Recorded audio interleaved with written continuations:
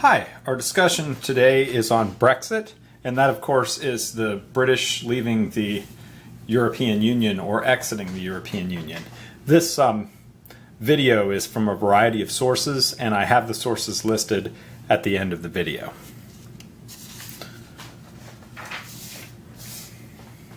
So first, I always like to help you to see where we are, what the geography is to the discussion. So here we have Portsmouth on the left, and we have London on the right, and you see that they are 3,726 miles apart, and some parts of the United Kingdom are not that far.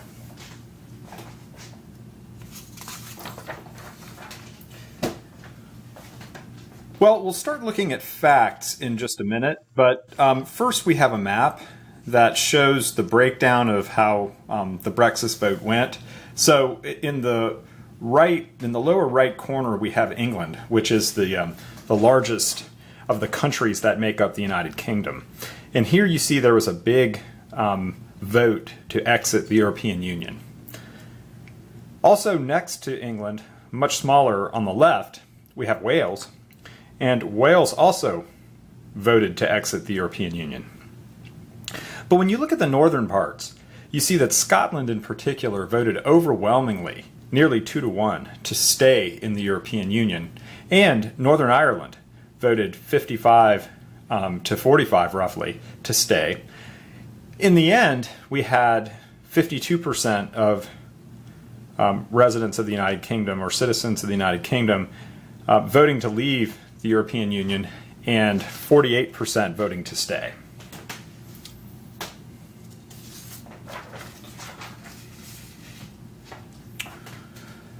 Prime Minister David Cameron immediately announced his resignation after the vote, and he will be resigning effective October 16th. Now, this vote happened on June 24th.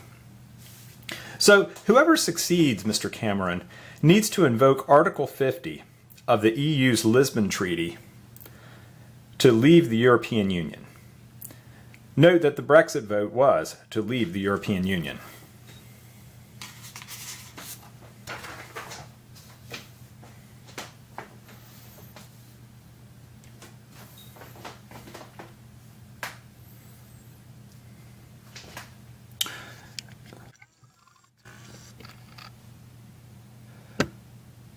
There are three major factors of the European Union that affect Britain. The first is a tariff factor, and it's that Europe is a free single market, so that there are no tariffs within the European Union. Taken by itself, Britain would have liked to continue that factor. However, the second factor is free movement of labor or job seekers to go anywhere that they'd like within the European Union. And this could wind up with people who didn't have work moving to Britain seeking work. And this was something that the British did not approve of. In fact, there was some discussion that in addition to Eastern Europeans who are in the European Union, that there were also rules allowing Syrian refugees and others to come into Britain looking for jobs, and it was a primary reason that the British wanted to exit the European Union. So the third factor would be that the European Union has the euro as a common currency, but Britain didn't use this anyway, so this was no factor in Britain voting to leave the European Union.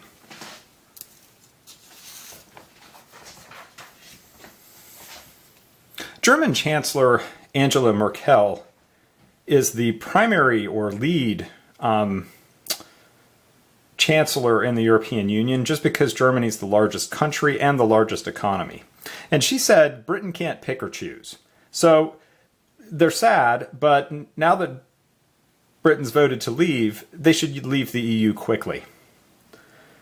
Britain's FTSE, which is very similar to our New York Stock Exchange, is down 6% since the vote. You might say the FTSE is very similar to the Dow. The pound sank against the dollar, lost 12% of its value. £1 today equals 1.33 US dollars. The pound was often trading above $1.50 and sometimes historically nearly $2 to a pound.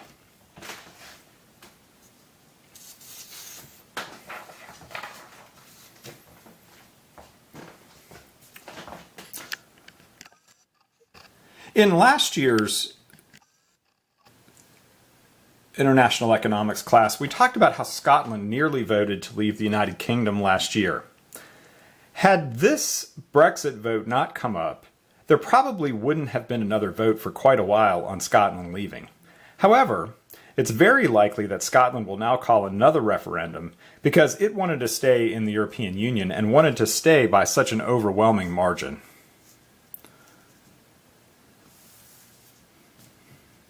As of the recording of this video on Saturday, July 2nd, 50,000 people marched in London to protest the vote.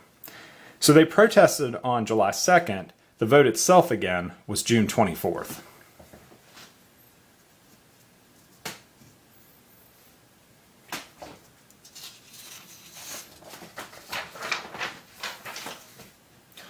So one of the questions that comes up is who, in terms of British leadership, is likely to replace David Cameron now that he's leaving. And this is just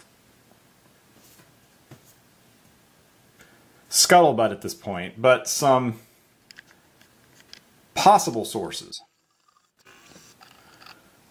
So we have Liam Fox, and he's 54 years old, member of the Labour Party, the only member of the Labour Party that's considered a likely candidate for a new prime minister, and he had been the defense secretary most recently. Andrea Leadsom, she's 53 years old. She was the energy and climate change minister. Stephen Crabb, 43 years old, the conservative pension manager, and that's the state pension. I'm trying to point out by writing state here that this isn't some sort of corporate manager. It's the entire UK pension system. Crabb is also considered a populist type of candidate, claiming a very modest upbringing.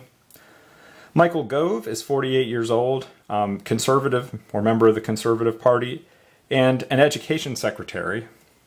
Theresa May, 59 years old, and is what Britain calls the Home Secretary, and she's a conservative.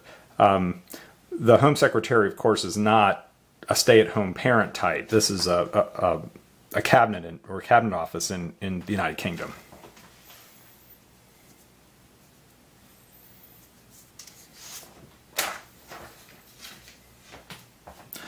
Some think that the British exit, or Brexit, might weaken Western security. Vladimir Putin from Russia is being very aggressive these days. And the thought is that he may be able to exploit the rift between the European Union and the United Kingdom in NATO. So NATO, keep in mind, represents the United Kingdom, the United States, most European Union countries. And this is an unclear point. But when you have things going on like the Russian excursion into Ukraine, nerves may go up with the idea that the British and the European Union are not quite as close as they had been.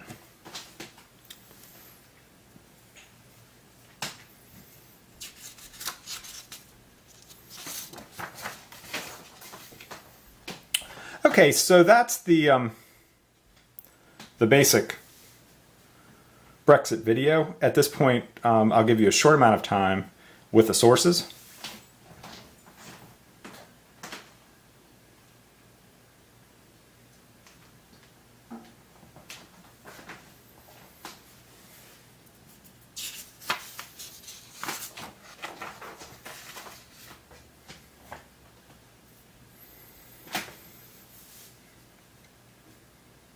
It's important to point out as you look at these and as we close on the topic of Brexit that something like this hasn't happened in modern history. So there's really no clear understanding of whether this will be a long-term economic problem, an economic opportunity, or just a change.